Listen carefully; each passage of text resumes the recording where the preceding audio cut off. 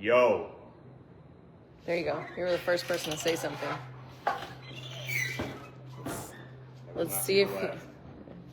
What? I will not be the last. I probably will be. That's kind of cool. What is that? I can't... You can. Do Hold the on. buttons. I don't know. I'm guessing 9mm, but I don't know. It's heavy. 113 grain. Ball ammo. 113. Oh, 6.8 by 51. Oh. What is that? I'm having a brain fart here. Is it something like super 6.8? 6.8 by 51. That's a... Beats me. I don't know. Anyway. It's not 9mm, so it's inferior. Okay, so that's the wrong spot. Well, but there's too much ammo over there. You guys need to come in. You guys need to come in and buy ammo because we don't have a spot for our camera. Just so you guys can see what we battle with every month. Look at you go. Let's just show everybody what we have to do here. We have to make a spot for the gimbal. It's got a little tripod. Usually, it's right here. Usually, but now there's too much ammo there. I can't slide the ammo But now backwards. that Phil makes me do the live startup thing, he has to come over, and this is not the right spot. The we have to live have startup thing? We have to have a spot for the coffee too. Yes. Okay. Boop. Boop it. Boop it. See, it doesn't fit. It does. You just got to know where. There you go. Okay. Good job. No. I know, we're on the wrong side, sir. It's moving. It's ever It's so different. slowly turning. It is? Yeah. Look at the map. It's ever so slowly turning. Why is it doing that? I don't know. It does that sometimes. You got to boop it, and it'll stop. Hi, Liz. Hi. Good morning. Good morning. How are you doing? I'm okay. That's great. Yeah. So what are we talking about today, Miss Elizabeth? Well, you had a student yesterday that brought up a really good question. Very challenging student. I just cannot stand it when she's in freaking class. It's because you don't embrace the challenge. Yes. As a way to learn something new. I love her comments, her questions, especially this one, because it's not an easy one to answer, and she's asked it to me too, and I haven't. It's always So it you depends. failed at answering her question. I decided. Did she declare that your answer was correct and that she was satisfied with your answer? No, definitely not. Exactly. Because this one is But hard answer. I put forth the effort to do some research, and we are dedicating a live video. What are you doing? We dedicate a lot of Oh no. What did you did? I was trying to get rid of the little star thingy so I can see the comments. Swipe left. That's Stupid right. Apple. Okay. Ammo makes me happy. Me too, Brian. Yes. Any Valentine's Day specials? Nothing says loving like a day at the range. I agree, Lisa. Good morning, David. We are, I think, doing something for Valentine's Day. Charles isn't here. We can't yell Yes, for him. He's busy. Charles! He probably heard you all the way in Reno. Yes. I'm sure we're doing something. Share a lane, and there's no cost for a second person or something. I don't know what we're doing, but I'm If sure. not, you just declared it. Yeah. So I'm here for the Valentine's Day special that Elizabeth told me to come in and get. Does he look like an Elizabeth? Elizabeth can't grow a cool beard like that. Or is that a mustache? Ooh. This is a mustache. It's so funny. Last night, I did this last night. I didn't tell anybody in my family that I was going to do it. And, Charles!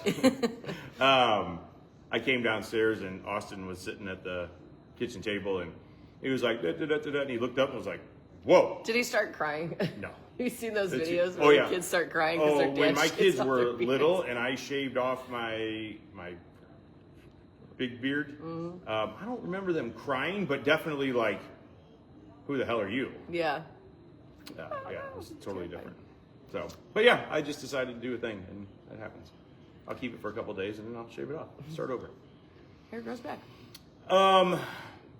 Anyway, how did we just get distracted by that? But yes, this is a mustache, I would say. Hi, Dad. Good morning. Yeah, I would say it's a mustache too.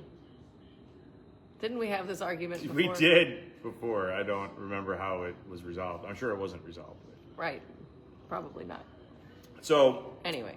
yesterday in class, one of our students asked a question. We were talking about firearm safety rules, and we talked about number 4 being know your target, what's beyond, around, and in between.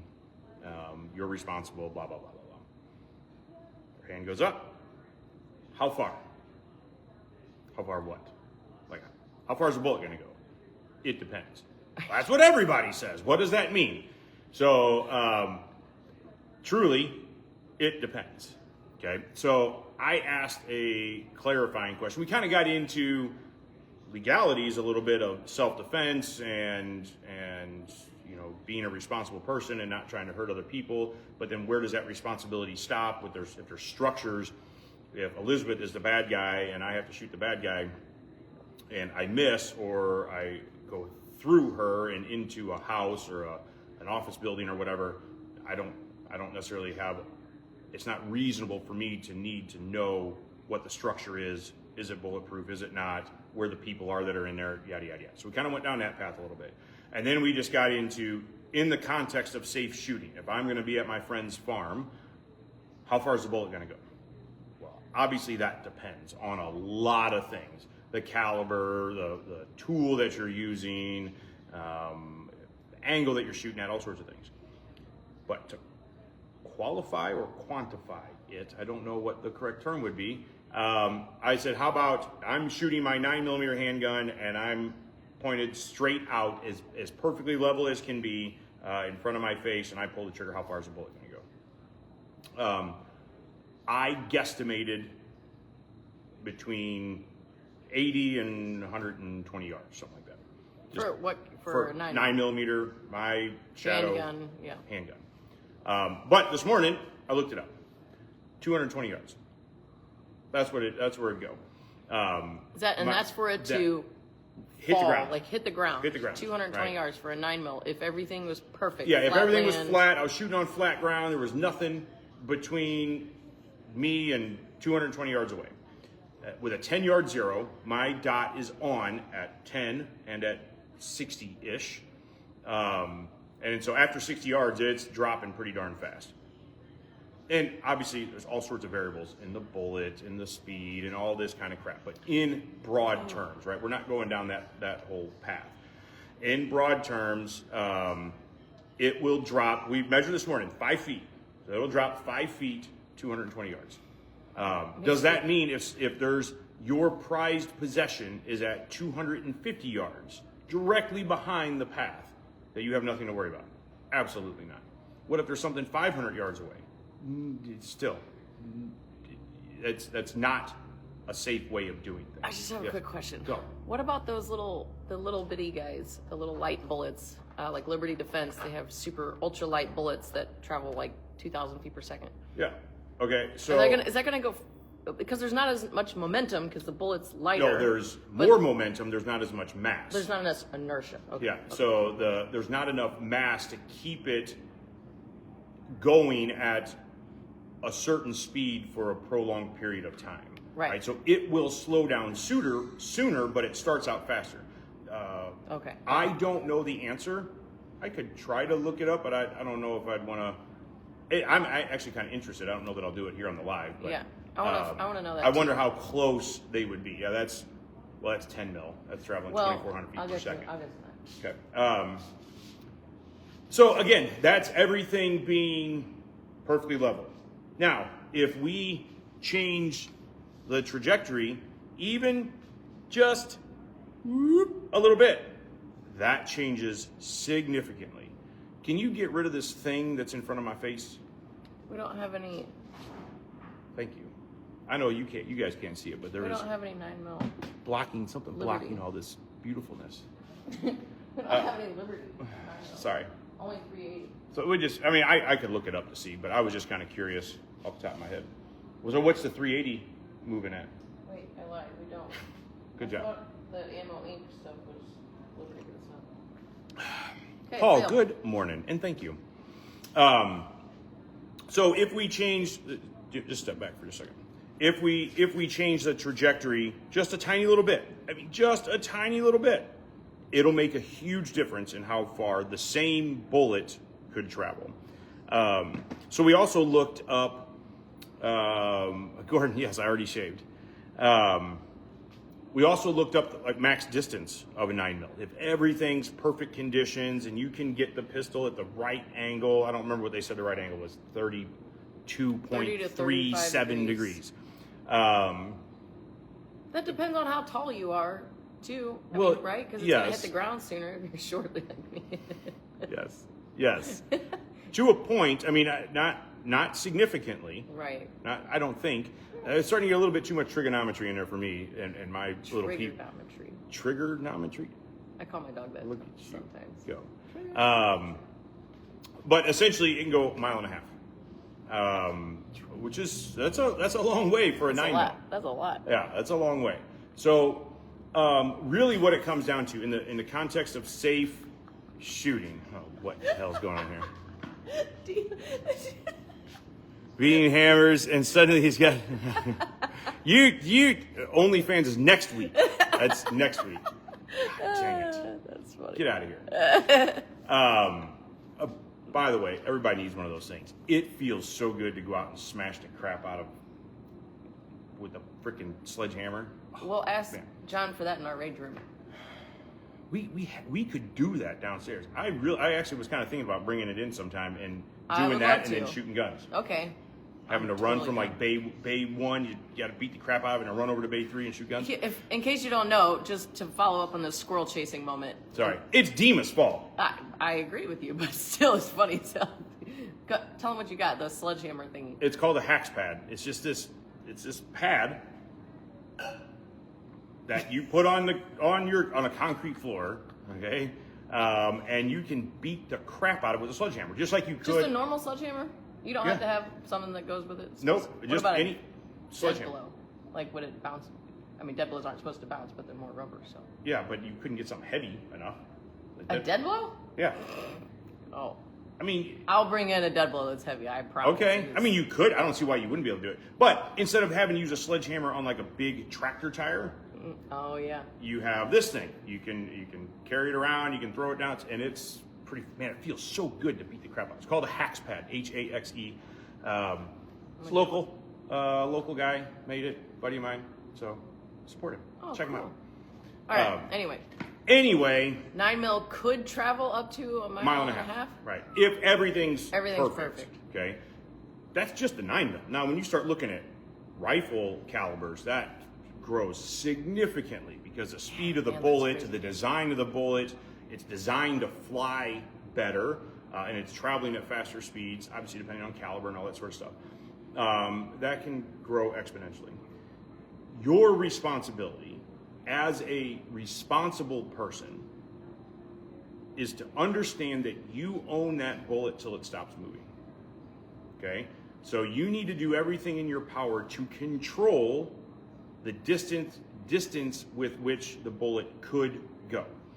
So if you want to go shoot your handgun and you're going to set up targets at 5 yards, but you don't have a backstop. Okay, well, I'm shooting this cardboard box, this old refrigerator box, pasting up targets on it, I'm shooting it in my backyards. I have 5 yards to spare in my backyard. I could do that, but I don't have a backstop, right? The bullet's gonna keep going and go into a neighbor's house, which they probably wouldn't appreciate, or out onto a road, which they probably wouldn't appreciate. You have to own that bullet until it stops moving.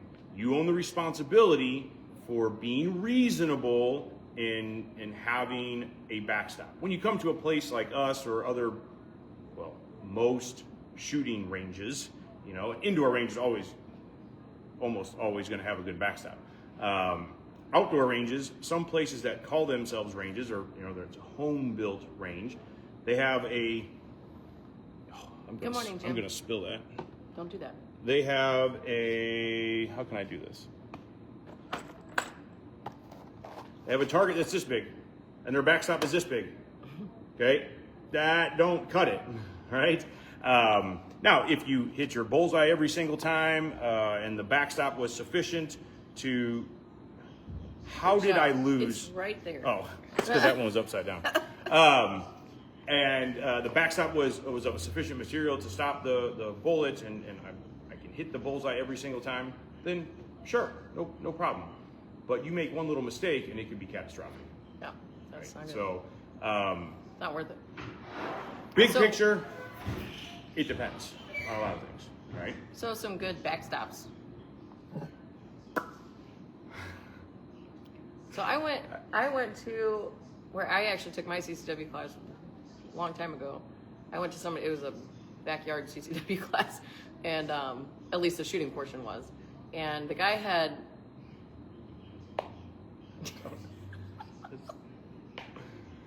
Sorry. had two like neoprene mats, like real thick rubber, and then it was held up in like this frame made out of 2x4s, and then behind the neoprene, or between the two neoprene mats, was sand. So it was just a bunch of sand between. Was these it actually pieces of neoprene or was it rubber? Or maybe I you just feel don't like know. neoprene's coming out because that's what I remember him saying it was, but it seems Neoprene's expensive. not very bulletproof. I don't think that was meant to be bulletproof. I think the sand was what was the bulletproof part. But regardless, I mean, even the rubber throom targets and stuff are not bulletproof, so I wouldn't expect any rubber to be bulletproof. Yeah, I guess I didn't mean that. I meant to hold sand. I would think like okay. a stall mat or something like that. That's know. exactly what it reminded me of, was Yeah, a stall mat. It's just a huge piece of... Yeah, big, thick rubber. It's not bulletproof, but it Yeah. holds its structure. You can shoot through it, and it doesn't deteriorate really fast. Neoprene would, I think, I see. as a former scuba diver, I have all the knowledge about neoprene. Ah, I see. I was wondering where all the hostility was coming from. Anyway, sorry, it doesn't really matter. Oh. But he had sandbags or sand, dirt, Yeah, something like that. essentially. And it doesn't take very much to stop most calibers. A little bit of sand, a little bit of dirt in a backstop. I've seen the same thing with like a 2x4 wall that they stack up sandbags behind and then put another 2x4 wall behind that just to keep the sandbags from coming apart and falling over. And then you just replace the 2x4s every once in a while. I think berms are the best Yeah, thing for out in the... And a big mound of dirt, like it's much Absolutely. bigger and much wider than your intended shooting area. But you also have to be mindful of shooting over the top of it. So where's it going to go? yeah, I just try to give, this was my answer to the student before, was I really try to shoot at a downward angle. It's much more reliably going to go into the dirt to make sure that it's not going to be traveling very far at all. So Is that an absolute? No. Because it can skip. You can hit some weird things. You can be shooting the same spot at this kind of downward angle, and you notice everything's going into the ground, and then all of a sudden you hear this funky noise. Well, it's because you dug up to a spot where there's a rock that's just in a perfect spot at the perfect time, and a bullet hits it, and you hear this. That's a ricochet going off somewhere. we had to be careful about that because my berm was right in front of a creek. Where I would hunt at and everything was just, there was a perfect little creek that went right through it. There's lots of rocks and everything, so you definitely have to be careful. And as you shoot more into the berm, careful how close you get to it, careful what kind of ammo you shoot into it, because some steel just keeps piling on top of each other. You should examine your shooting area every time you go shoot on it, because things can get exposed. Like, let's say one summer you're out there shooting at your berm and everything's fine, and winter comes and goes, and you go back out and just start shooting again. Little did you know, the rain and everything had washed away some of the berm and exposed a lot of big rocks or things like that, and you're up shooting really close, and you could get some spalling. We talked about that in the class, and a couple people were like, "Wait, what?" Yeah, whoa, ricochets, that can happen. spalling, Yeah, and you could start to have even just little rocks coming back. Maybe it's not a bullet, maybe it's not spalling from the lead or the copper jacket or anything, but it's just rocks and junk that's in the berm that can start getting kicked back at you as that berm gets loose and you start seeing these foreign objects in it. It can be dangerous. It can be dangerous. And Well, then, what? Oh, that was they were shooting at a steel target.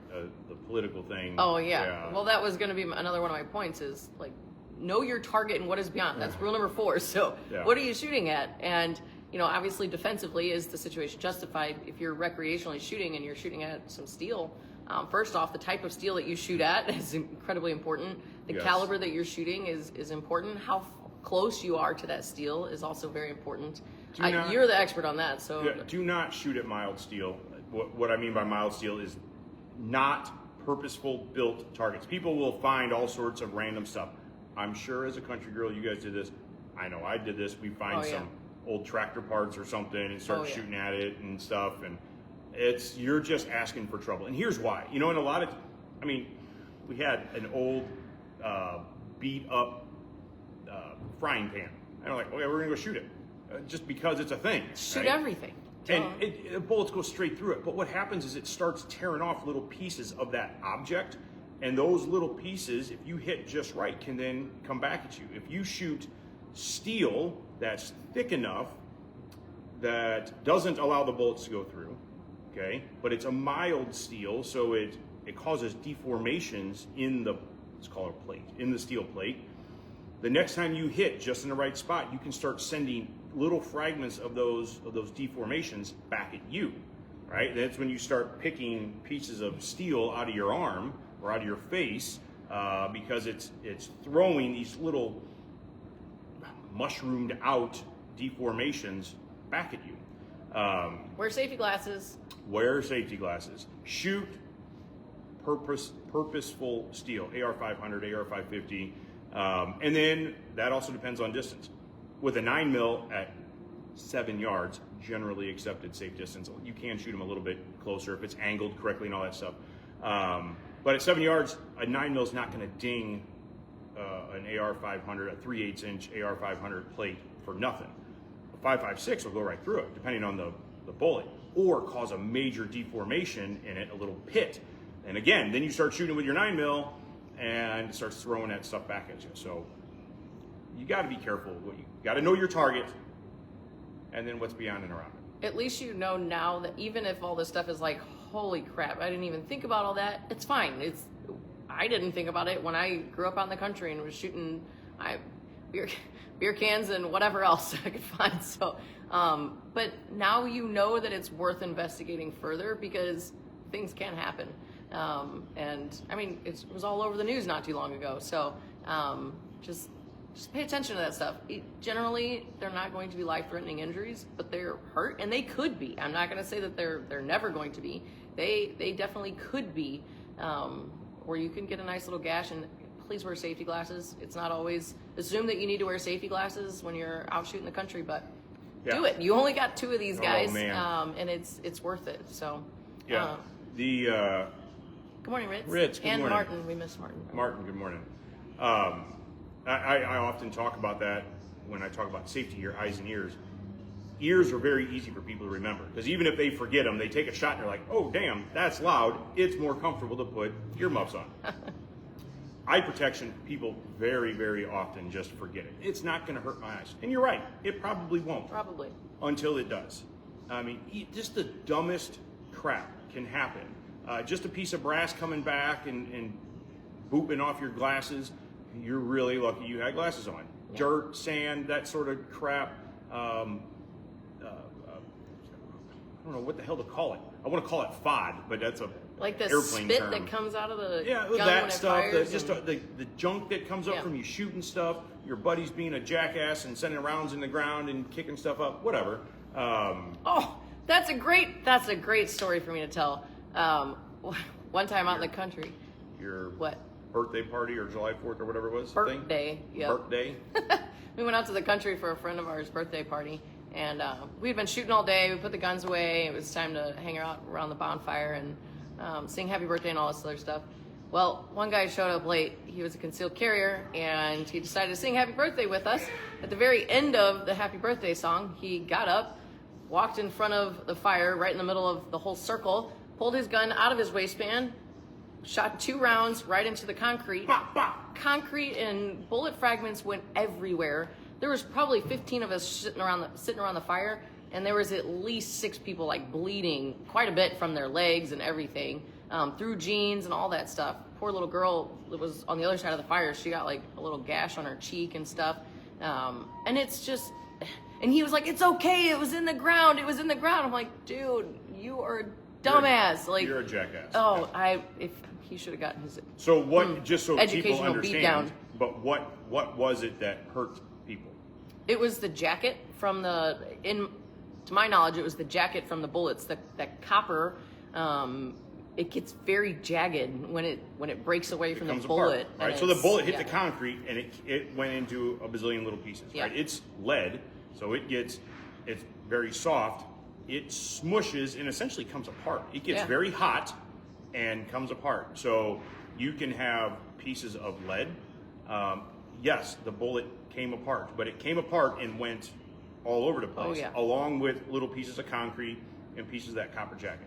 So I'm sure, obviously I wasn't there, but I'm sure that that's what people got hit by was hot lead, copper jacket, concrete. Yep. That's the stuff that got tore through jeans and into legs, and nobody had to go to the hospital or anything like that, right? It wasn't that serious, but it was cuts, and I'm sure people had pieces of that coming out of them for a little while. Yeah. And they were probably, I don't know, they were probably 5 to 7 yards away from the circle was a big circle. He was not that close to everybody. There was a couple people up close, but maybe within 5 yards or so, but everybody got a little bit of it. Yeah, and that's somebody who doesn't understand or doesn't care, right? Like, oh, it's going in the ground, it's no big deal. No, that's not. It's still a big deal. And man, that's tough. Yeah, it was. It was pretty tough. So, I guess back to our original point, you are responsible for that bullet till it stops moving, and just take that responsibility seriously. You're a nobody until you get a crescent moon on your forehead. Oh boy! From a piece of brass. Yes. I'm sure you go home after going to the range. You have like a little black little moon on your forehead. Yep, little brass booped you in the forehead. Good times. I got hit with a red dot one time. I left a nice little knot. Oh man, it was. You got a bump on your head. It was not mounted correctly, and I went to go zero a customer's gun, and it popped off right to my forehead. That's Glock MOS. We didn't mount the dot, by the way. No. But so something else to consider with shooting out in the country and stuff. Chelsea used to always bring this up, and it was just a fun, different way to look at it. Is what about wildlife? If you're shooting out in the country somewhere and there's a deer that walks behind your target, and you can't just shoot the deer, even if it was, it's like, well, you can hunt for deer, not during not July. Unless it's a hunting season and you have a tag for it. You have a hunting license and a tag. You can't just like, oh, there's a deer there and it's deer season. Yeah. Pow. Yeah. Or if it walks behind your cardboard target, and no, likelihood of that. However, I was out at JB going through their little archery pathway. I don't know if you shoot archery at all. Jefferson Barracks has I used to shoot out there all the time as a kid. It's a cool place. All the time. Not when I went. I mean, this is in the early 90s, late 80s, early 90s. It was a poison ivy ridden. And I'm not allergic to poison ivy, so that doesn't bother me. I'm not that bad at it either. I could typically tramp through it, but my dad looks at it from across the room and gets it. And God, we'd go out there and shoot, and it was bad. It was not. Is it like a path now? Yeah, it's a path. This was like a wildlife trail. Like it just is a little itty bitty skinny thing. You could see a target out there, you'd shoot it, and it was not. No, it's got a nice big path on it, and then off the path there's like little branch paths, and they have a target at the end of it, and various distances and elevations and things like that. They got a little rack that you can hang your bow, and it has the distances kind of marked off a little bit. So it's really neat. It's free. You could just go walk down the path and shoot your bow. However, you have to watch out for the deer. There's tons of them. You can't, you have to wait sometimes. This doe stood right in front of my target. They're not scared out there. No. Yeah. I mean, I had to walk up on it to get it to move, and it was kind of frustrating. It's like, go away. I'm trying to shoot. So, but yeah, if I would have sent it and hit her, that would be my fault. I'd be in big trouble. That's your responsibility. For sure. Big fine, lose your bow. That would suck. All right, I can't tell if we had any questions. I've been watching. Relevant or not, but because of the stupid Apple thing, I can't see them. It's a sacrifice we make for landscape mode. It is, which is probably worth it. It's probably worth it. Probably. What do you guys think? Do you like the landscape or the portrait mode better? It just depends on what you're watching it on and all that stuff. Yeah, so. I bet that most people prefer the portrait mode better because they're watching it on their phone and it's easier than doing it sideways. Yeah, I don't know. But I haven't where watched the videos live on YouTube, my opinion, is better this way. So Okay. the only thing I don't like about it is that you need a step stool. That's it. Always. Yes. I always need a step stool. Um, We didn't cover the other safety rules. We just went right to number 4. yeah, well, I thought that's all we were really worried about. I mean, The other safety rules don't matter. That's not true. That's not true. So what's the first safety rule? treat all guns like they're loaded. Always treat all guns like they're loaded. All the Okay. time. What about number 2? Why don't you just list one? No. Always keep the gun pointed at safe I'm direction. just remembering that there's 1, 2, 3, and 4. So one of our PowerPoints has the The two, it's 2 and 3. No. It's 2 and 3 flipped, right? I know. Yes. Yeah. So like all of our PowerPoints are the same yeah. safety rules except for this one. And it's at the end of the class, I think, right? Isn't it like they're correct at the start of the class, and then we refresh them at the end of class, and they're backwards? I think I can't. Maybe I don't know. I but can't remember right I now. saw it the other day, and I was like, it's tough. because it doesn't matter what order you. Yeah. I mean, they all should be applied all the time. And actually, you will see some variation of those depending on if you teach. I mean, the NRA only has 3 of them, so it's. However, when you teach it the same way every time, and then they get flipped. Yeah, it's it's just like, tough. Yeah, it'd be just like you do it the same way all the time. So there's all sorts of stuff there. I don't even know what the it's hell's just going people's on. watching. I like the See, it's because you had Good it morning, scrolled Eric. up.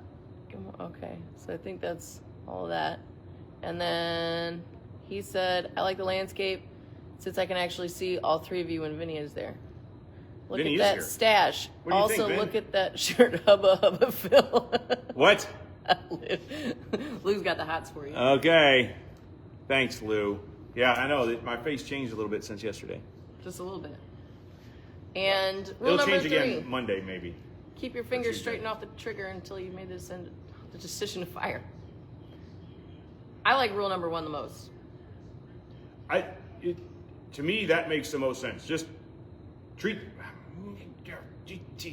So yes and no, because it says treat all guns that they're loaded all the time, right? Okay.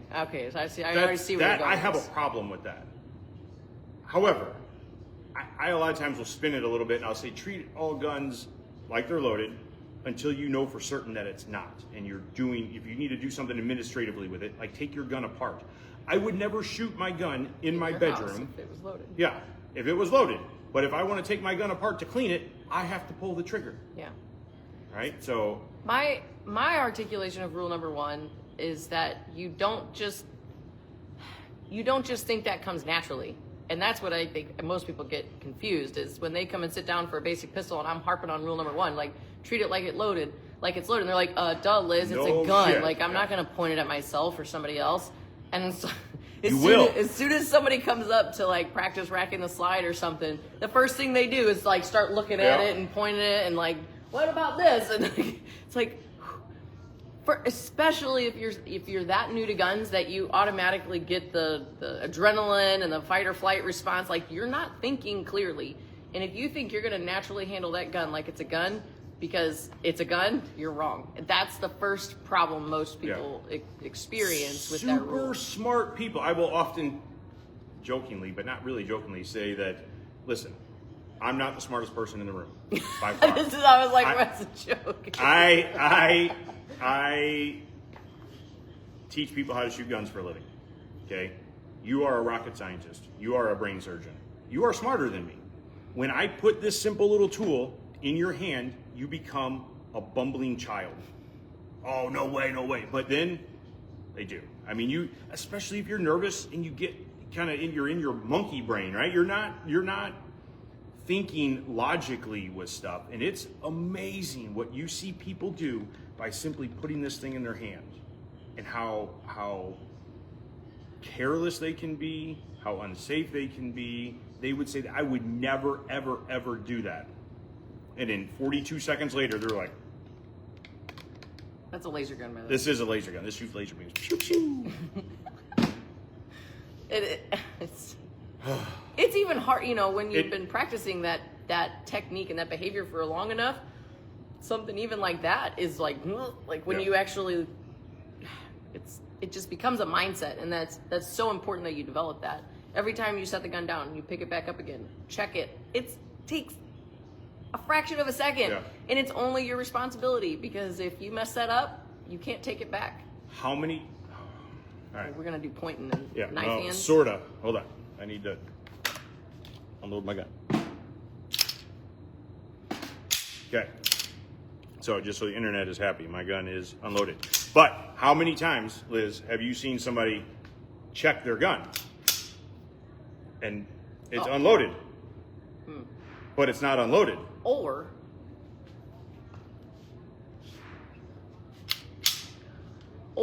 they take their magazine out, rack it a couple times, like, okay, it's unloaded. Nope.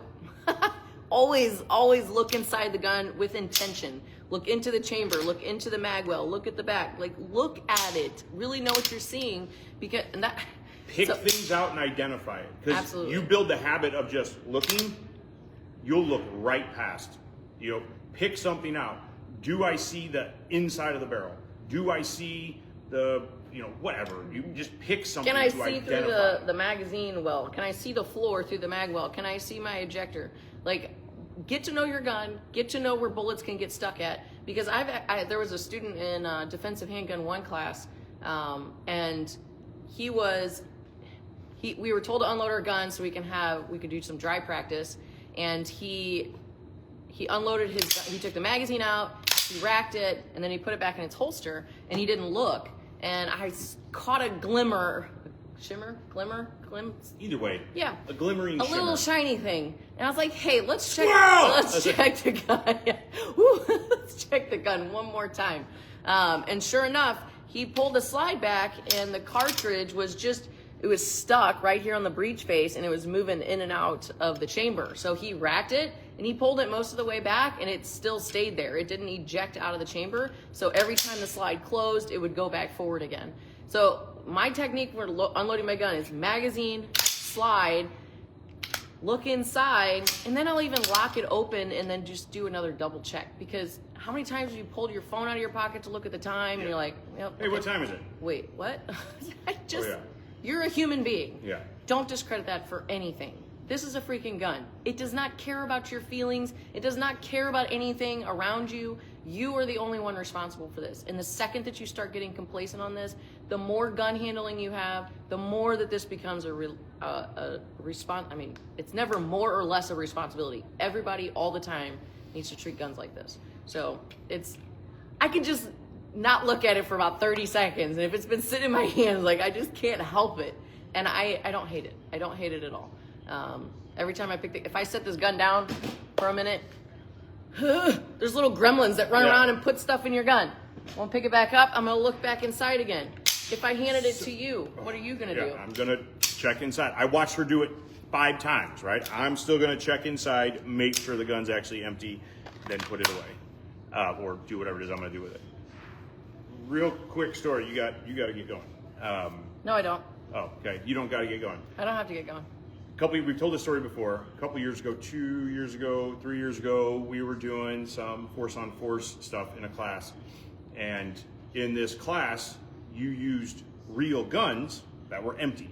And you used your gun. So you could show up in sweatpants and a t-shirt with your Enigma on and use your gear, right?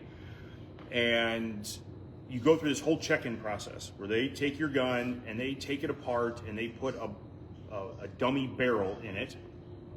And then they hand it off to somebody else. That person checks everything, make sure it's a dummy barrel. They hand it off to somebody else. That person checks everything, make sure it's a dummy barrel. They hand you your gun, you put your gun on, right? You are also frisked beforehand to make sure you don't have anything else on you, yada, yada, yada. So we go into the class. I agree, Lisa. And OCD has its perks. Yes, it does. Yes, it does. her and I are partnered up, and I don't remember the scenario, but essentially she was a bad guy, I was a good guy. And you were at the ATM and I was supposed to try to take your money. So you had to immediately turn around and draw my gun, right? So she's got a gun in my back and I have to turn and draw and whatever. Which we've done before, like in our office with blue guns and that sort of stuff, so it wasn't a huge deal. Except that when I reached for my gun,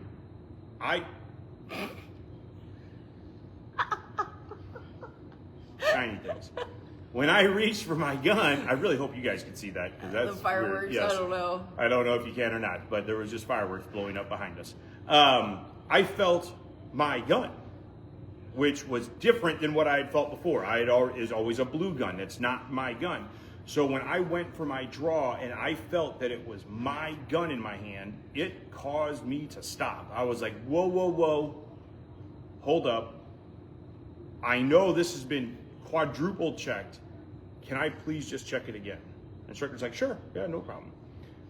So I did. I checked it again just to make sure that my gun was empty, and then we started over and I won, I'm sure. But at any rate, that was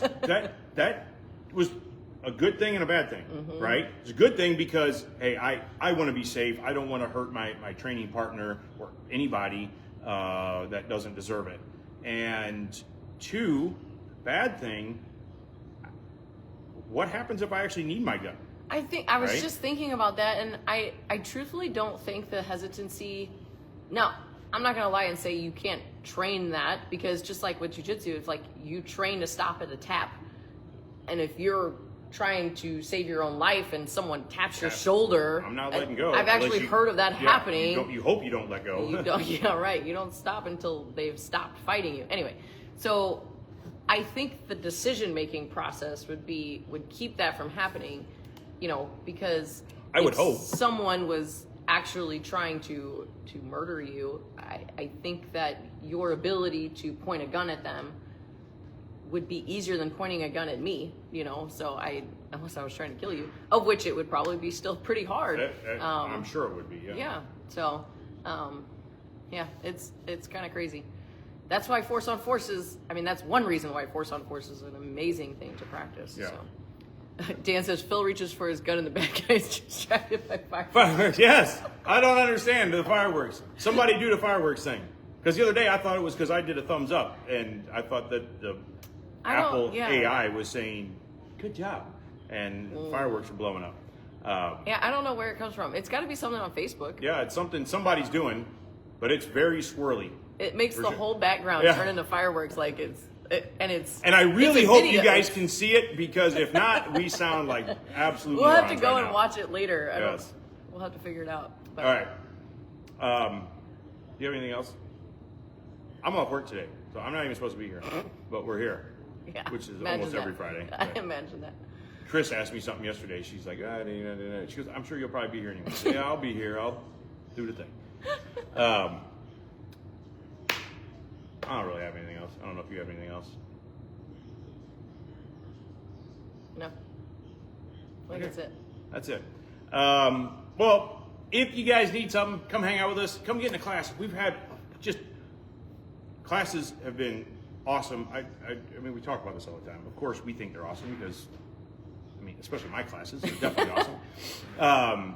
We've had a lot of full classes here lately, and we teach a lot, and it's awesome. And we've had a lot of great students coming out and great feedback and all this stuff. So if you haven't taken a class with us, please do. Come hang out with us in a CCW. My class on Saturday is sold out because it's my class. Your class on Sunday is not sold out because, well, it's you.